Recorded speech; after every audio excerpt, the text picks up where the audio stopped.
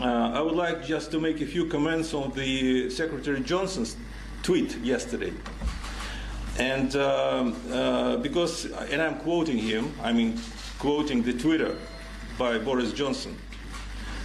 Porton Down identified nerve agent as military-grade Novichok. So this is the statement.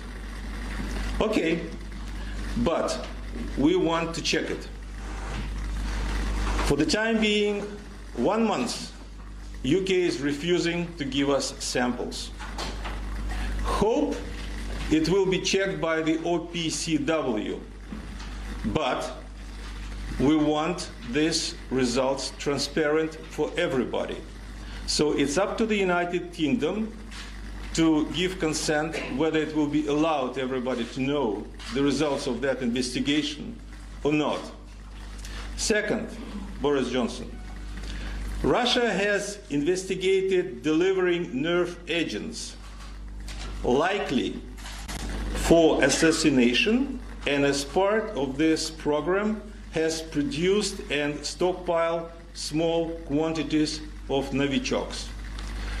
I like the word likely. I like the word highly likely. Maybe it's clever, but what I want to say that, so first of all, it's not true. This is first. And that, let's say, statement is not supported by any evidence. Number 3, Russia has motive for targeting Sergei Skripal. It's not true. Absolutely not true. And we hear all the, let's say, stories and the some kind of theories about our motivations. We don't buy it. Just for us, this kind of statements are unacceptable. Boris Johnson has serious questions to answer. He claimed on German television that this was a Russian-produced nerve agent, and Porton Down then examined it and said all they could identify it was as Novichok. They couldn't say where it came from, and the Chemical Weapons Organization is meeting to continue that discussion about where it goes from here.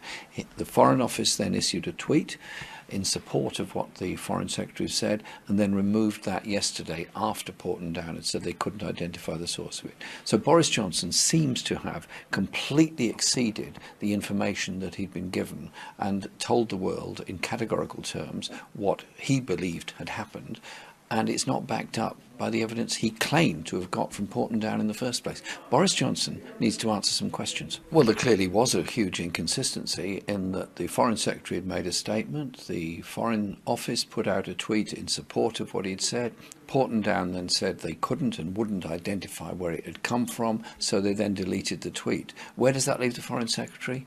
Egg on his face for the statement he made on German television. Events have certainly been unraveling rather curiously ever since those latest revelations from Porton Down lab that said they don't have proof that Russia was behind the poisoning, or they don't know the source of where the nerve agent had come from. Just to give you one example, we've seen the Times newspaper come out on April 4th with a headline that read, "May struggles to preserve alliance against Russia." Now, obviously, that is a headline that questions some of the very vigorous narrative that the British government has been pushing through, not just here in the UK, but certainly throughout Europe. But that headline did not stick around for way too long. It was shortly replaced with a headline, the exact same article, that read, "Johnson under fire after Foreign Office deletes Porton Down tweet" that we have just been talking about. And certainly that changes the story and puts the pressure back on Boris Johnson, and no longer questioning whether or not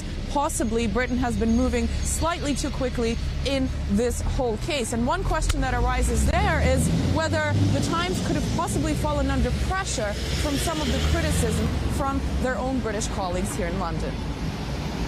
Got this headline completely wrong. There should be, nothing has changed. What it gives is Vladimir Putin a massive bullet to fire in the information war, the propaganda war. Well, the Russian foreign minister, in his latest comments on this whole saga, has said that this whole situation really puts into question ethics and law. Let's take a listen to that. We haven't seen such an open mockery of international law, diplomatic ethics and basic manners in a long time. It's unacceptable to push unfounded accusations instead of an honest investigation. In the famous book by Lewis Carroll, the Queen demands to first sentence the defendant and only after that listen to the jury's verdict to find out whether he's guilty or not. But after all, Lewis Carroll wrote satire using the genre of fairy tales. The talks at The Hague demonstrate that self-respecting adults do not believe in fairy tales. Well, while Russia is certainly still waiting around to see some evidence or facts or proof in this whole case, let's keep in mind that it's already been a whole month since the poisoning of Sergei Skripal and his daughter when they were found on March 4th on a bench in Salisbury. And since then, events have been unraveling very, very quickly. Obviously, accusations against Russia started flying almost as soon as his name was revealed and his background of being an agent at some point for both Russia and then working for Britain. Lots of immediately very serious steps were taken by the British officials while Russia was still asking for cooperation and information and some kind of revelations about where the certainty of Russia's guilt comes from. But what has unraveled instead of that so far is, of course, a major diplomatic row that is probably the biggest we have seen between Russia and the UK, certainly in years, that is yet to see some kind of tangible outcome, as of course we're now seeing this gridlock and it's not clear how the situation will move forward until some proof is provided or cooperation with Russia begins that it has been asking for this whole time. Myself, I said, "Are you sure?" And he said, "There's no doubt." What the hell did you just say? Asked the guy, myself, I said, "Are you sure?" And he said, "There's no doubt." And he said, "There's no doubt." And he said, "There's no doubt, no doubt, no doubt."